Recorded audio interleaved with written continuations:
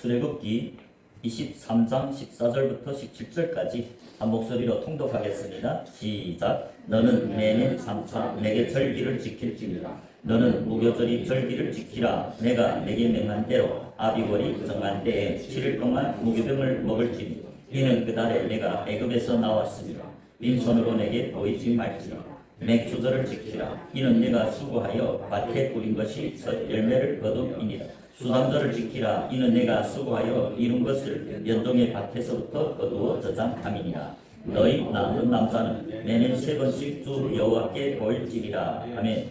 자, 이 추수감사절이죠. 추수감사절은 성경에 이제 본문 출애굽기 23장 14절부터 17절에 기록되어 있죠. 추수감사절이란 건 한마디로 이 농부들이요 봄에 밭에다 씨를 뿌리죠. 그리고 그 가을이 되면 이 연종의 그 밭에서 곡식 알곡을 거두어서 곡간에 드리는 그 하나님께 감사하는 감사절입니다.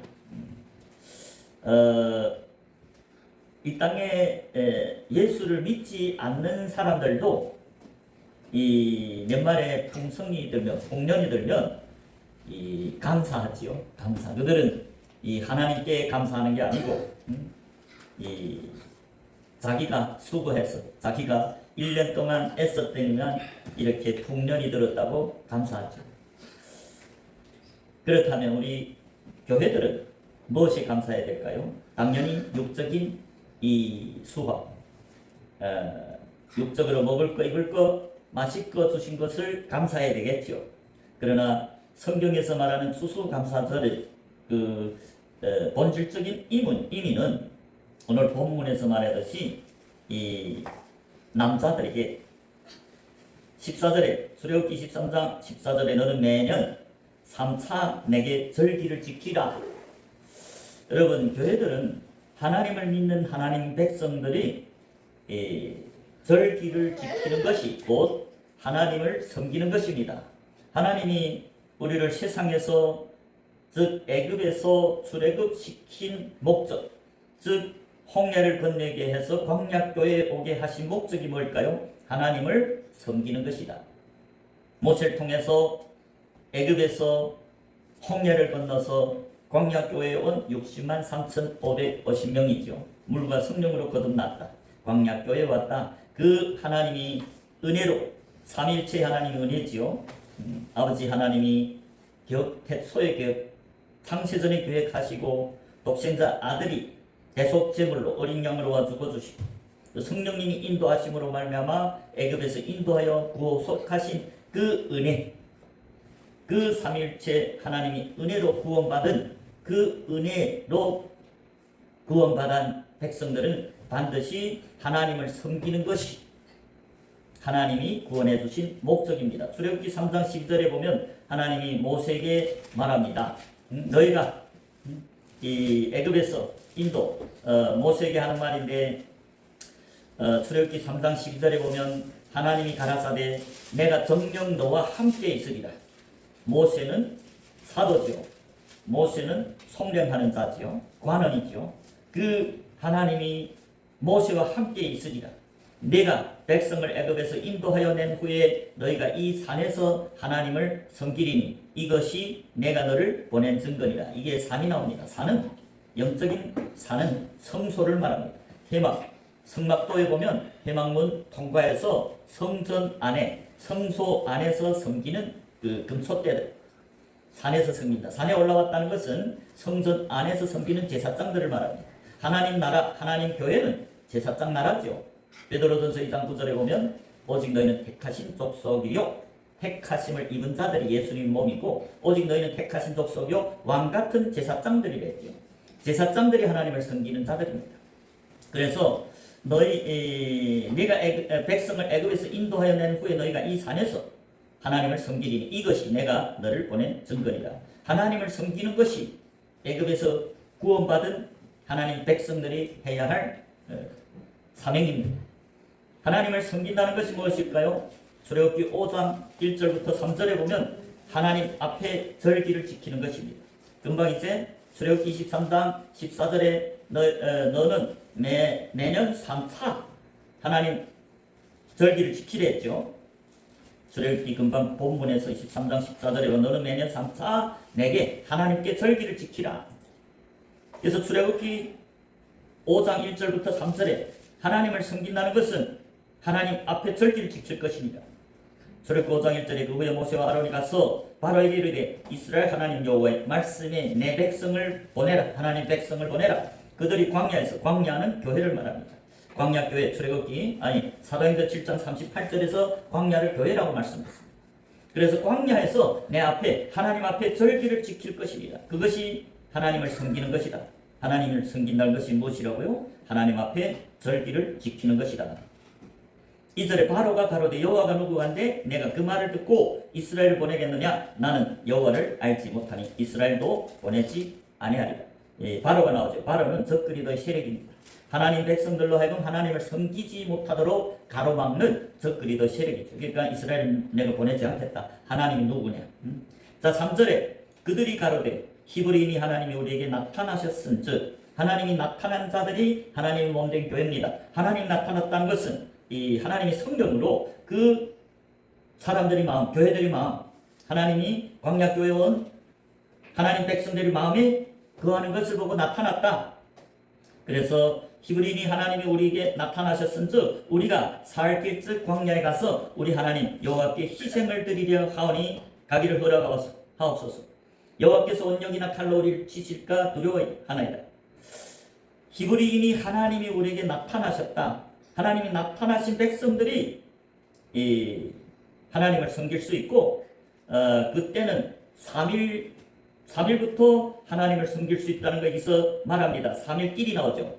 3일길이란 것은 여호와의 절기에 보면 이 제3일 초실절을 말합니다. 첫째 날 유월절이고 두 번째 날 무교절. 유월절과 무교절 합해서 제7일이고 그래서 제7일이 지나면 제8일인데 제8일이 제3일입니다. 여호와의 절기에서 제3 번째 절기의 초실절. 그래서 초실절이 이르러서 3일이 된 백성들이 광야에서 하나님께 희생을 드릴 수 있다. 3일길 광야에 왔다는 것은 하늘문이 열리고 초실절에 이른비기를 맞은 백성들, 특히 20세 이상입니다. 20세 이상 60만 3,550명 20세 이상부터 하나님께 희생을 드릴 수 있다. 희생을 드린다는 건 뭡니까? 양이나 소나 잡아서 하나님께 번제로 드리는 것이 하나님을 섬기는 것입니다. 그러니까 애굽에서 출애굽에서 구원받은 하나님 백성들은 반드시 여호와 앞에 절기를 지키는 것이다. 그게 하나님을 섬기는 것이다. 그러면 하나님을 섬긴다는 것이 무엇이냐? 3절에 보면 하나님께 희생을 드린다. 양이나 소나 잡아서 하나님께 번제로 드린다. 그것이 하나님을 섬기는 것이다. 만일 그렇지 않고 하나님을 섬기지 아니한다면 3절 아래에서 하반절에서 여호와께서 온역이나 칼로 우리를 치실까 두려워하나이다. 하나님이 그 크신 은혜로 구원해 주신 목적이 있다. 그래서 공짜 구원이 아니고 하나님이 은혜로 독생자 아들까지 십자가에 못 박아 죽이심이까지 사랑해서 구원해 주신 그 목적은 하나님을 섬기라고 구원해 준 것이다. 그래서 만일 그 큰 은혜로 하나님이 은혜로 구원받은 백성들이 만일 하나님을 섬기지 않는다면 하나님은 온역이나 칼로 우리를 치실까 두려워한다는 거죠. 그렇기 때문에 하나님이 백성들이라면 반드시 하나님을 섬기는 것이 구원하신 목적이다. 출애굽한 목적이다. 하나님을 섬긴다는 것은 하나님 앞에 절기를 지키는 것이다. 하나님 절기 크게 3대 절기죠. 본문에 보면 이제 3대 절기를 말했는데 첫째 무교절을 말합니다. 둘째 맥주절 말합니다. 맥주절은 다른 말로 오순절이라고 하죠. 다른 말로 칠칠절이라고도 하고. 그리고 마지막에 수장절을 말합니다. 수장절은 뭡니까? 연종의 이 알곡들을 곡간에 드리는 그 계절이 수장절입니다. 그래서 여기서 말하는 여호와 앞에 절기를 지킨다는 것은 모든 절기 때마다 하나님께 감사제물인 희생을 드리는 것이다. 우리 그래서 출애굽기 오늘 본문에 보면 출애굽기 23장 14절 너는 매년 3차 내게 절기를 지킬지니라. 여기에서 너는 누굽니까? 출애굽한 하나님이 백성들. 하나님이 모세를 통해서 애굽에서 인도해낸 하나님이 백성들을 말합니다. 15절에 너는 무교절이 절기를 지키라. 내가 내게 명한 대로 아비오리 정한 때 7일 동안 무교병을 먹을지니 이는 그달에 내가 애굽에서 나왔습니다. 빈손으로 내게 보이지 말지니라. 자, 여기 보면 무교절이 나옵니다. 무교병을 7일 동안 먹습니다. 7일 무교절에 첫째 날이 6월절이고 7일 동안 무교병을 먹는다. 무교병이 무슨 걸 의미하죠? 무교병은 그 성전 안에 들어가면 금초대가 있고 떡상이 있습니다. 떡상 위에 떡이 있습니다. 12개 떡, 12지파로 12개의 떡이 있는데 그게 무교병, 누룩이 섞이지 않은 무교병은 하나님의 말씀을 상징합니다. 사람이 교훈이 섞이지 아니한 순전한 하나님의 말씀. 고린도전서 5장 7절에 보면 이 하나님 말씀, 순전한 하나님 말씀이라고 말하죠. 고린도전서 5장 7절 8절에 보면 너희는 누룩 없는 자인데 새 덩어리가 되기 위하여 묵은 누룩을 내버려. 묵은 누룩이 뭡니까? 우리 생각, 인간의 생각, 사람의 계명, 그런 인간의 지식, 철학 같은 걸 다 버리라. 우리 유월절량 곧 그리스도께서 희생이 되었었느니라. 8절에 이러므로 우리가 명절을 지키되 그 명절이 무교절입니다. 묵은 누룩도 말고 격하고 악독한 누룩도 말고 오직 순전하고 진실한 누룩 없는 떡으로 하자. 순전하고 진실한 사람이 교훈이 섞이지 않은 순전한 말씀으로 누룩 없는 떡으로 하자. 그게 무교절을 지키는 무교절입니다. 그리고 두 번째 맥주절이 나옵니다. 16절에 보면 맥주절을 지키라. 이는 내가 수고에 밭에 뿌린 것이 첫 열매를 거두니라. 첫 열매를 거두. 밭에 씨를, 농부가 밭에 씨를 뿌렸습니다. 그러면 제일 먼저 익은 한 단의 알곡이 있습니다. 그것이 첫 열매입니다. 처음 익은 열매가 무엇일까요? 우리 이스라엘 하나님 백성들은 구약에 해달별인 야곱이 12아들이지요. 해달별들. 그럼 처음 익은 열매는 이 아비인 장자, 아비인 이스라엘을 말합니다. 예레미야 2장 3절에 보면 이스라엘은 내 아들 내 장자라고 말합니다. 처음 익은 열매라고 말합니다. 예레미야 2장 3절입니다. 예레미야 2장 3절에 보면 그때 이스라엘은 야곱 아버지를 말합니다. 교회의 아비들. 이스라엘은 나 여호와의 선물 곧 나의 소산 중 처음 열매가 되었나니 그를 삼키는 자면 다 벌을 받아 재앙을 만났으리라. 여호와의 말입니다. 이스라엘 야곱 아비들이 여호와의 선물 곧 하나님이 소산 중에 처음 열매다. 아비들을 말합니다. 즉 신약에 말하면 에베소서 4장 11절에서 말하는 사도와 선지자와 복음 전한 자와 목사와 교사들이 처음 익은 열매입니다. 장자라기도 하죠. 장자들의 이름이 생명책에 기록됩니다. 우리가 오늘날 구원에 대해서 많이 착각하는데 교회만 왔으니까 구원이다. 나는 목사니까 구원이라는데 그런 게 아닙니다. 하나님이 동역자들의 이름이 생명책에 기록되는데 그것이 곧 장자들입니다. 사도와 선지자와 복음 전한 자와 목사와 교사. 그래 나는 목사니까 이름이 생명책에 있겠느냐? 있겠다? 아닙니다. 지금 목사들과 그때 목사들 다릅니다. 에베소서 4장 11절에서 말하는 목사들은 오순절 성령이 세례를 받고 성령 충만한 자들, 장자들을 말합니다. 아비들 말합니다. 사도 바울과 같은 12제자와 같은 70제자와 같은 투수꾼들이 하나님이 동역자들이라고 말합니다. 고린도전서 3장 9절입니다. 고린도전서 3장 9절에 보면 우리는 하나님이 동역자들이요 너희는 하나님이 받기요 하나님이 집이니라. 여기서 말하는 우리는 하나님 동역자다. 우리는 누굽니까? 편지를 쓰고 있는 사도 바울과 소스데네를 말합니다. 고린도전서 1장 1절에 보면 하나님 뜻을 따라 그래도 예수의 사도로 부르심을 입은 바울과 및 형제 소스데네 편지를 쓰는 두 사도가 하나님이 동역자들입니다. 그리고 성도들, 제자들이 하나님이 씨 뿌리는 밭이라 그 말입니다. 그리고 하나님이 집이라. 성도들 마음, 제자들의 마음에 하나님이 거하지요. 지상명령 마태복음 28장에 보면 제자가 돼야만이 성령이 세례를 받는다. 즉 성령을 선물로 받는다. 즉 제자들 마음에 성령이 거한다. 마태복음 28장 19절에 보면 예수님이 11사도, 부활해서 11사도에게 사명을 주지요. 그러므로 너희는 가서 모든 족속으로 제자를 삼아, 교인이 아닌 제자를 삼아서 제자가 되면 아버지와 아들과 성령의 이름으로 세례를 주라. 여기서 제자가 되야만이 성령의 세례를 받아서 하나님 그 마음에 거하고 하나님 몸된 교회다. 그래서 고린도전서 3장 9절에 보면 우리는 하나님이 동역자들이요 너희는 하나님이 밭이요 하나님이 집이니라. 우리는 하나님 동역자들은 사도, 선지자, 복음 전환자, 목사와 교사들 말합니다. 장자들 말합니다. 아비들 말합니다. 교회에서 천국 비밀을 다 깨달은 예수님의 친구들 말합니다. 너희는 아직 어립니다. 아직 온전하게 예수 그리스도의 장성한 분량이 충만하지 못했지요. 이름기를 받은 자들도 있지요. 어린 양들도 있지요. 그런 자들이 하나님이 밭이, 씨 뿌리는 밭이요 하나님이 집이니라. 성령이 거하니까 하나님 집이죠. 그래서 성경에 보면 하나님이 동역자들의 이름이 생명책에 기록된다고 빌립보서 4장 2절과 3절에서 말합니다. 빌립보서 4장 3절을 보겠습니다. 또 참으로 나와 멍에를 같이 앉아 내게 구하노니 복음에 나와 함께 힘쓰던 저 부녀들을 돕고 또한 글레멘드와 그의 나이 동역자들을 도라. 그 이름들이 생명책에 있느니라. 자, 여기 보면 사도 바울이 이름을 쭉 나옵니다. 복음에 나와 함께 힘쓰는 자들의 이름. 그러면서 나의 동역자들을 도우라. 나의 동역자들이 그 이름들이 생명책에 있다는 거죠. 하나님 동역자들이 누굽니까? 사도와 선지자와 복음 전환자와 목사와 교사들. 한마디로 산에 오른 제자들입니다. 영적이로. 하나님 동역자들은 하나님이 파송하는 추수꾼들이라고 하죠. 추수꾼들.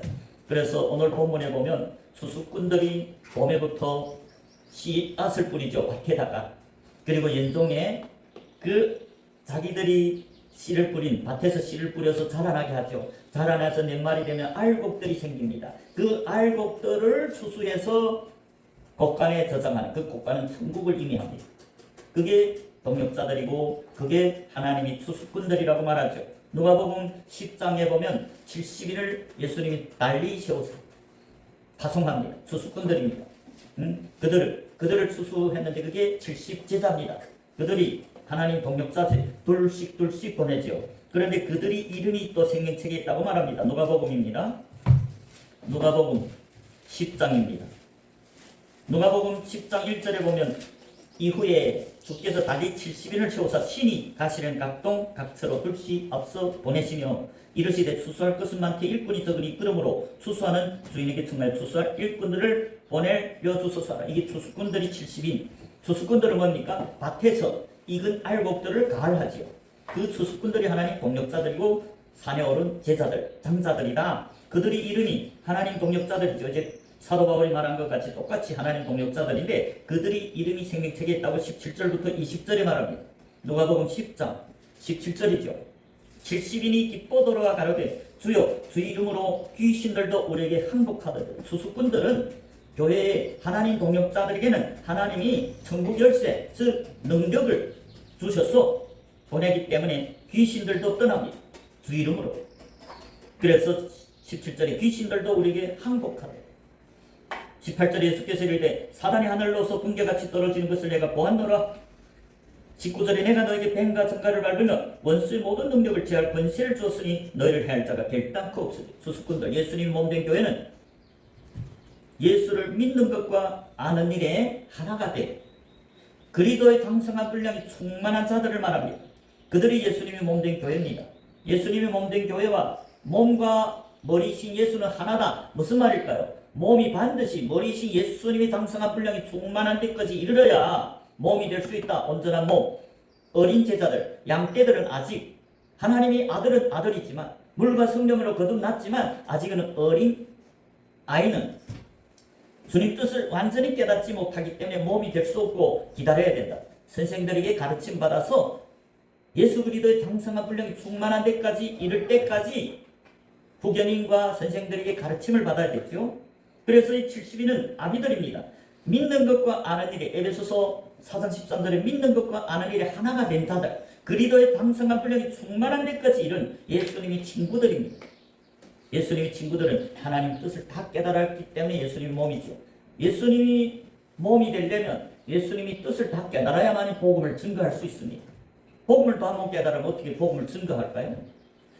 그래서 이 70인은 소수꾼이고 예수 그리스도의 장성한 분량이 충만한 믿는 것과 아는 일에 하나가 된 제자들. 그래서 20절에 잘 보십시오. 누가복음 10장 20절에 보면 그러나 귀신들이 너에게 항복하는 것으로 기뻐하지 말고 너희 이름이 하늘에 기록된 것으로 기뻐하라. 여기 보면 70제자 수수꾼들을 보고 귀신들이 너에게 항복하는 것으로 기뻐하지 말고 너희 이름이 하늘에 기록된 것으로 기뻐하라. 하늘에 있는 생명책에 기록됐다. 그것으로 기뻐하라. 마지막 백보자 심판에는 이름이 생명책에 기록되지 못한 자는 다 불못에 던진다고 말합니다. 계시록 20장 15절입니다. 계시록 20장 15절에 보면 누구든지 생명책에 기록되지 못한 자는 불못에 던지우더라. 언제요? 마지막 흰 보좌 심판 때. 이 세상 천년왕국 다 끝나고 마지막 백보자 심판. 거기에서 그때 되면 그 심판대에는 생명책이 있고 행위록들이 있죠. 예수님이 심판자고 그 앞에 생명책이 있고 행위록이 있습니다. 사람들의 행위록. 그때 누구든지 생명책에 기록되지 못한 자는 불못에 던지고, 불못은 지옥입니다. 여러분, 성경이 진리지요. 오늘날 많은 사람들이 교회에 왔습니다. 그런데 오늘날 복음이 변질돼서 다 구원받았다고 착각하며 삽니다. 교인들 다 구원받았다고 생각하죠. 목사라고 다 구원받았다는데 그런 것이 아니고 생명책에 이름이 기록돼야 그게 참된 구원입니다. 그런데 오늘날 복음을 증거하는 목사들은 제자라고 할 수 있지만 제자라 할지라도 목사들이 그물과 배를 노렸으니까 제자라고 할 수 있습니다. 그런데 무교절을 지나야 됩니다. 무교절 지날 뿐만 아니라 제3일 초실절에 돼가지고 어린애처럼 젖을 먹고 순전하고 누룩 없는 하나님이 그 영적인 젖 하나님 말씀을 먹고 자라서 어린아이가 되지 말고 20세 이상 자라야만이 그때부터 씨 뿌리는 밭이고 그때부터 복음을 증거하고 그때부터 3일 돼서 하나님을 섬기는 희생을 양과 소를 드려서 하나님께 번제를 드릴 수 있습니다. 그렇다고 이름이 적히는 게 아니고 20세 이상으로 하나님 씨 뿌리는 밭으로서 복음을 증거하면서 좋은 밭이 되어야 됩니다. 가라지 있죠. 길가나 가시밭이나 돌밭이 있습니다.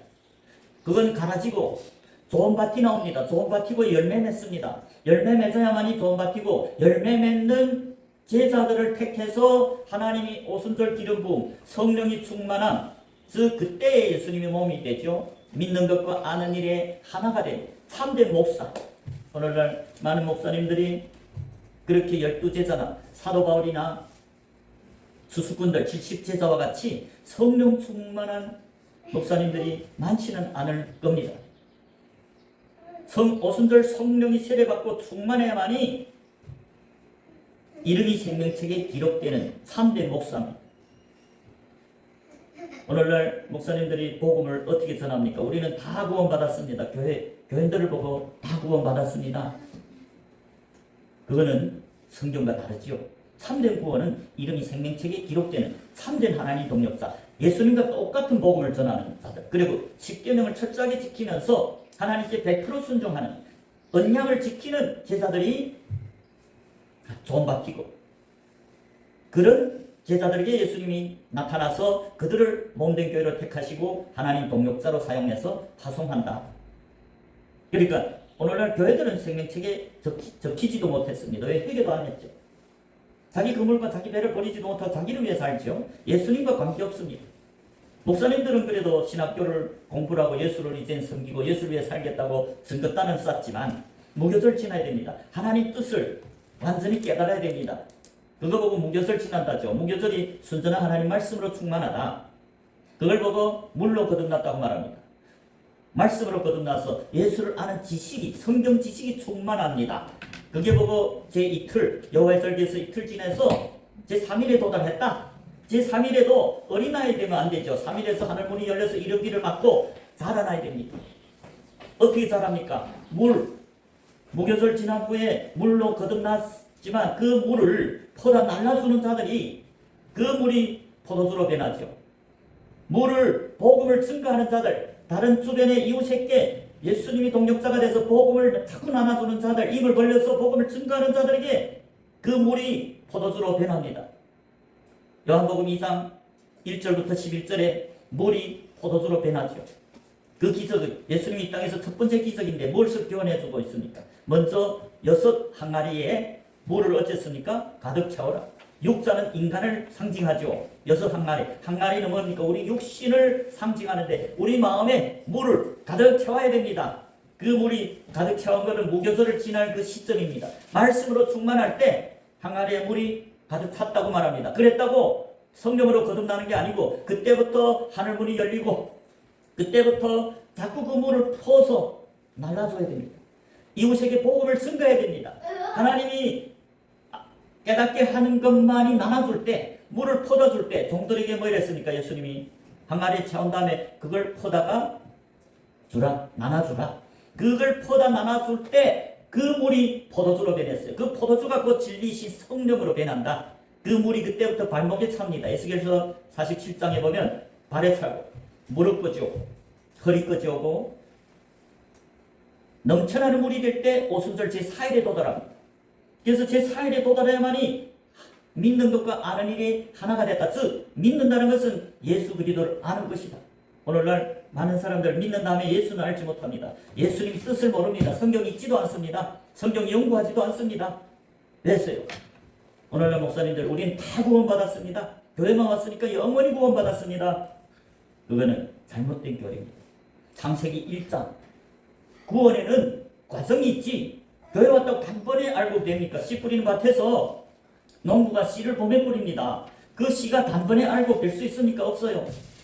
그러면 그 씨가 씨 뿌린 밭에서 그 씨는 말씀입니다. 말씀을 자꾸 듣고 읽고 연구하고 암송내고 상고해야만이 그 씨가 마음밭에서 자라납니다. 자라나서 나무가 됩니다. 나무가 돼서 그 다음에 이삭이 됩니다. 이삭이 돼야 알곡이 생깁니다. 그 과정은 봄부터 가을 오랜 시간을 거쳐야 되지 오늘날 그래서 교회 와서 목사님이 예수님이 그리스도라니까 고백해라 하니까 예수님은 나의 주인입니다.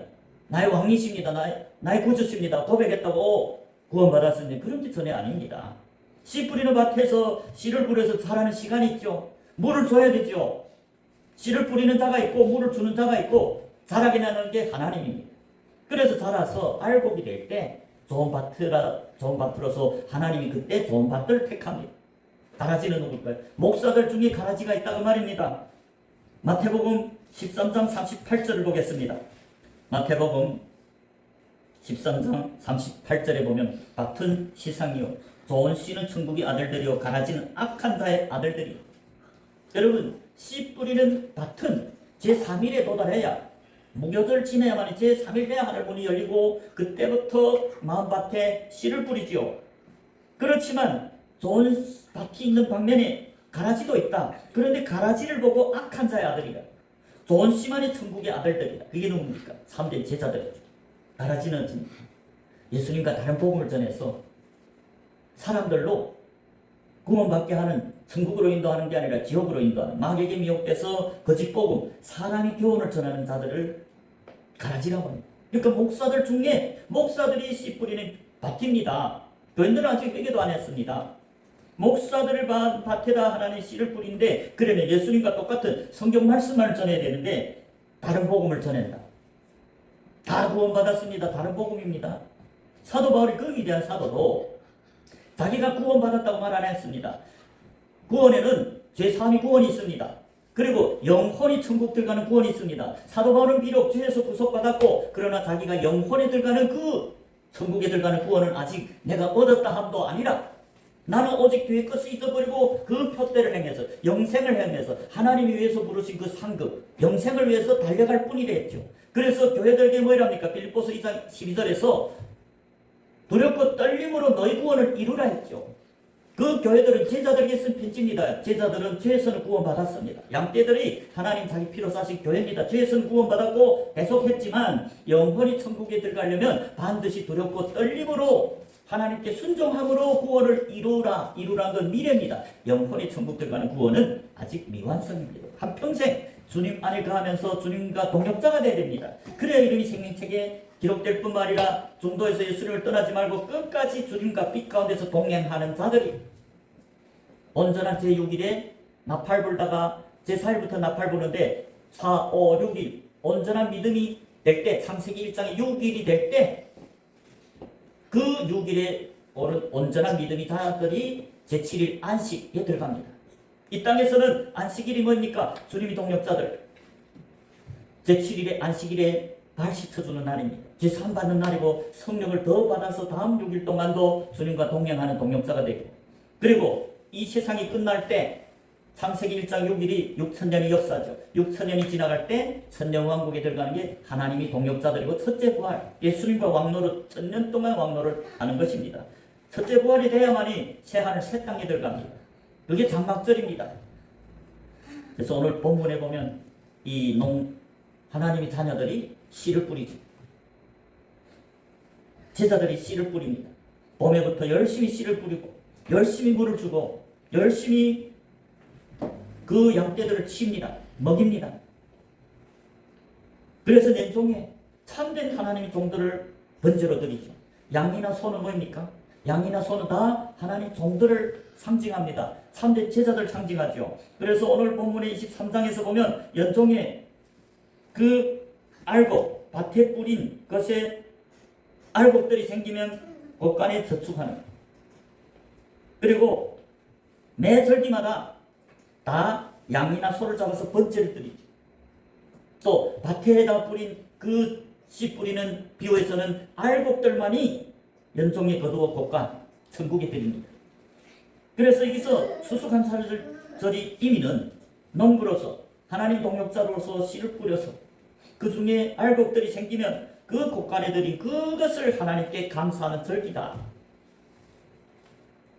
하나님이 자녀들입니다. 주님이 종들이 참된 제자들이 복음을 증거는 하지만 그 하나님 자녀가 될 때까지 자라게 하는 건 하나님이라고 사도 바울이 말합니다. 고린도전서 3장 6절입니다. 고린도전서 3장 6절에 보면 나는 심었고, 사도 바울이 말합니다. 나는 심었고 아브라함은 물을 줬으되 오직 하나님은 자라나게 하셨나니 그런즉 심는 이나 물 주는 이는 아무것도 아니로되 오직 자라나게 하시는 하나님뿐이니라. 심는 이와 물 주는 이는 일반이나 각각 자기 일하는 대로 자기 상을 받으리라. 그 상이 뭘까요? 영생입니다. 9절에 우리는 하나님의 동역자들이요 너희는 하나님의 밭이요 하나님의 집이니라. 자, 하나님 동역자들이 뭐합니까? 심습니다. 씨를 뿌립니다. 아볼로도 하나님 동역자로서 물을 줍니다. 여러분, 씨를 심으면 그대로 두면 자라지 않죠. 물을 줘야 됩니다. 그 물이 뭡니까? 말씀입니다. 씨도 천국 비밀입니다. 천국 비밀을 하나님 동역자들 우리 마음밭에 씨를 뿌립니다. 그리고 또 하나님 동역자들은 물을 줍니다. 우리 마음밭에 그 씨를 뿌린 씨가 자라도록 물 주는데 그 물도 하나님 말씀 천국 비밀입니다. 천국으로 가는 길입니다. 그러나 오직 자라나게 하는 건 누구라고요? 하나님입니다. 그래서 하나님께 감사하는 게 추수감사절입니다. 됐어요. 하나님이 자라나게 하지 않는다면 자라날 수 없습니다. 그래서 시편에 보면, 시편 127편에 보면 하나님이 아니면 아무리 우리가 깨어있어도, 파수꾼들이 깨어있어도 아무런 소용이 없다고 말씀합니다. 시편 127편 1절부터 보겠습니다. 시편 127편 1절에 보면 여호와께서 집을 세우지 아니하시면 세우는 자의 수고가 헛되며 여호와께서 성을 지키지 아니하시면 파수꾼이 경성함이 허사로다. 자, 여기서 여호와께서 집을 세우지 아니하면, 성경에서 말하는 집, 교회를 말합니다. 하나님 집을 말합니다. 하나님이 파수꾼들을 세워서 하나님 집, 하나님 교회를 다스리게 합니다. 파수하게 합니다. 그래서 그러나 여호와께서 집을 세우지 아니하면, 교회를 세우지 아니하시면 세우는 자 파수꾼들의 수고가 헛되고 여호와께서 성을 지키지 않는다면, 예루살렘 성, 하나님 도성, 하나님 나라를 지키지 아니하시면 파수꾼이 경성함이 허사로다. 목사들만, 목사들. 사도, 선지자, 복음 전하는 자, 목사와 교사들을 말합니다. 씨 뿌리는 하나님 동역자들, 사도 바울은 우리는 하나님 동역자들이고 너희는 하나님 씨 뿌리는 밭이고 하나님 집이라다. 제자들이 성령이 세를 받고 성령이 마음에 거하는 하나님 집이요 하나님 씨 뿌리는 밭입니다. 그게 제3일부터입니다. 2절에 너희가 일찍이 일어나고 늦게 누우며 수고의 떡을 먹음이 헛되도다. 그러므로 그 여호와께서 그 사랑하시는 자에게는 잠을 주신다. 여러분 우리가 아무리 일찍이 새벽에 일찍이 일어나고 늦게 잔다고 되는 애 아닙니다. 하나님 도와주지 않는다면 너희가 일찍이 일어나고 늦게 누우며 수고의 떡을 먹으면 헛되다는 거예요. 그러므로 여호와께서 그 사랑하시는 자에게는 잠을 주십니다. 오직 하나님을 의지하는 자들, 하나님을 찾는 목자들만이 하나님이 은혜로 열매를 맺을 수 있다고 말이죠. 하나님 집을 지킬 수 있다고 말이죠. 자, 예레미야 12장 10절에 보면 많은 목자가 내 포도원을 회파하며 내 분깃을 유린하여 나의 낙토로 황무지기를 만들었도다. 그러니까 목사들 중에도 하나님이 포도원 교회를 회파하고 하나님이 그 나라 하나님이 분깃을 유린하고 나의 낙토로 하나님이 씨 뿌리는 밭을 황무지로 만든다는 거죠. 그러니까 하나님이 하지 않고 인간이 하는 그런 교회들은 다 헛된 것이다. 하나님을 참대로 의지한 자들은 하나님을 매일매일 찾는다고 말이에요. 매일매일 찾아야만이 하나님이 그 입에 말씀을 넣어주고 하나님이 그 마음에 거하기 때문에 마음으로 부활을 믿지요. 입으로 주를 시인하고 주 이름을 부른 자는 구원을 받는 데죠. 예수를 주라고 고백할 자들은 제자들, 성령이 마음에 가는 누구든지 성령이 아니고는 예수를 주시라 할 자 없다. 그러니까 제자들이 성령이 마음에 가기 때문에 주라고 고백하고 그게 주 이름을 부르는 자고 주 이름을 부르는 자들 구원을 얻으리라. 제자들이 구원을 얻는단 말입니다. 근데 오늘날 교인들이 예수를 주라고 자기 생각대로 목사가 부르라니까 부르고는 난 구원 받았다 아닙니다. 그리고 로마서에서 마음으로 부활을 믿는 자들이 구원 이에 이르리라. 믿음으로 나는 누가 마음으로 예수의 부활을 믿을 수 있을까요? 성령님밖에 없습니다. 성령이 마음에 거하는 성령이 세례를 받은 제자들만이 참으로 예수가 죽었다가 살아난 걸 마음으로 믿습니다. 마음으로 믿어야 이롭다함을 받죠. 그게 믿음으로 나는 이고 그게 제자들이고 다른 말로 성도는 택하심을 잊고 도는 그 예수님이 걸어가신 믿음이도 십자가의 도를 쫓는다 해서 성도라 한 겁니다. 제자들이 십자가의 도를 걸어가죠. 예수님 길을 쫓는 게 제자들입니다. 제자들이 자기 십자가를 쥐고 예수를 쫓는 데서 구별된 믿음이 도를 쫓는 제자라서 성도를 했습니다. 그런데 오늘날 교회들이 성도라는 것을 너무나 크게 오해해서 교회만 오면 제자도 되지 않았는데 성도님 합니다. 그러니까 교인들은 자기가 지금 믿지도 않으면 구원받았다고 착각하며 삽니다. 그들은 천국 갈 길을 영원히 잃어버렸습니다. 왜? 목사님들이 다 구원받았다니까 왜서 성경 읽고 왜서 기도하고 왜서 예수를 믿어야 됩니까? 왜서 예수를 따라야 됩니까? 안 따라도 구원받았다고 하는 그 거짓 복음 때문에 그들은 지금 천국 갈 기회조차 얻지 못합니다. 그래서 구원받았다고 증거하는 목사님들은 회개해야 됩니다. 예수님이 예레미야 7장에서 이런 말을 했습니다. 예레미야 7장을 보겠습니다. 예레미야 7장 8절부터 보겠습니다. 8절에 너희가 무익한 거짓말을 이래 하는도다. 너희가 도둑질하며 살인하며 간행하며 거짓 맹세하며 바르게 분양하며 너희 알지 못하는 다른 신을 쫓으면서 10절에 내 이름으로 일컬음을 받는 이 집에 들어와서 내 앞에 서서 말하기를 우리가 구원을 얻었나이다 하느냐.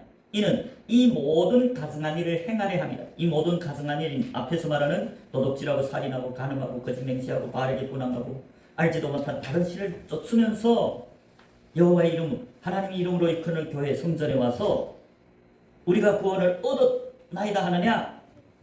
그 이유는 모든 가증한 일을 행하려 하기 때문에 그렇게 구원받았다고 한다. 11절에 보이랍니다. 내 이름으로 일컬음 받는 이 집이 너희 눈에는 도적이 구렬로 보이느냐. 보라 나 곧 내가 그것을 보았노라. 여호와의 말이니라. 하나님 뭐랍니까 지금?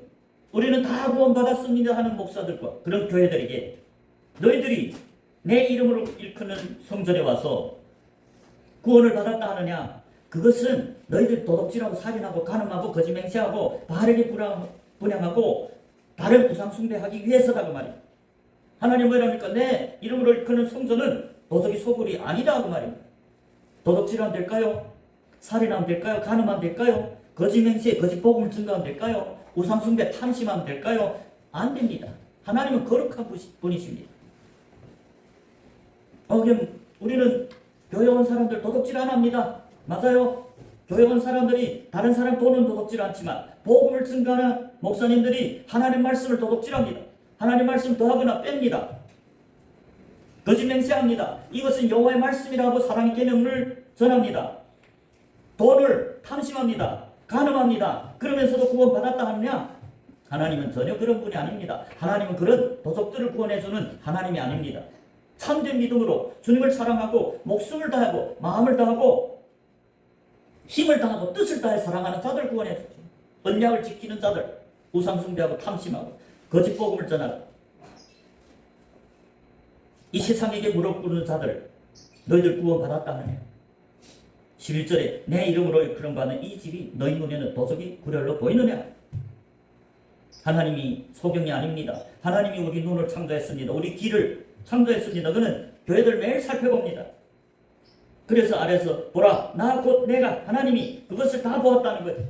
교회들이 지금 도둑질하고 살인하고 간음하고 거짓 맹세하고 바르게 분항하면서 또 다른 신, 만본신, 재물을 좋아하면서 탐심하면서 내 이름으로 일컫는 이름 성전에 와서 내 앞에 서서 우리는 구원을 얻었다 하느냐? 그 이유가 뭐라고요? 구원받았다고 하는 이유는 이 모든 가정 한 일을 행하기 위해서 구원받았다고 한다 그 말입니다. 그렇기 때문에 오늘날 강대상에서 우리는 다 구원받았습니다. 영원히 구원받았습니다. 그런 목사님들 회개하셔야 돼요. 오히려 교인들 보고 회개해서 예수 믿고 따르는 제자가 되십시오. 그들에게 천국 비밀 말씀을 증거해서 그들도 제자가 되고 예수를 따르는 참된 믿음의 자녀가 될 수 있게 회개합시다.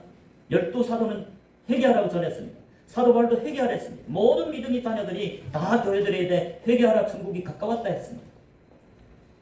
그래서 오늘 추수감사절에 저와 여러분들이 우리는 1년 동안 내 이웃에게 무엇을 나눠줬느냐? 여러분 돈을 좀 나눠줬다고? 아닙니다. 당연히 돈을 나눠주는 게 낫겠죠. 안 나눠주는 것만 낫지만 하나님은 무엇을 요구합니까? 이웃에게 하나님이 복음을 증거해서 그들이 영혼이 구원받기를 원합니다. 이 땅에서 아무리 잘 먹고 잘 살았다 해도 당연히 잘 먹고 잘 살면 좋은데 만일 영혼이 지옥 간다면 무슨 소용이 있습니까? 그렇기 때문에 하나님은 씨 뿌리고 하나님과 똑같은 복음을 전하고 그것이 이웃을 가난한 자에게 나눠주고 옷을 입히고 무슨 옷? 영적인 치마포 옷을 입혀주고 먹을 게 없는 자들에게 영적인 양식 천국 비밀을 나눠주는 거예요. 예수님이 나그네 됐을 때 영접하는 거예요. 옥에 갇혔을 때 미혹돼서 마귀에게 미혹돼서 지금 영적인 옥에 마귀에게 잡혀있는 자들을 돌아보는 거예요.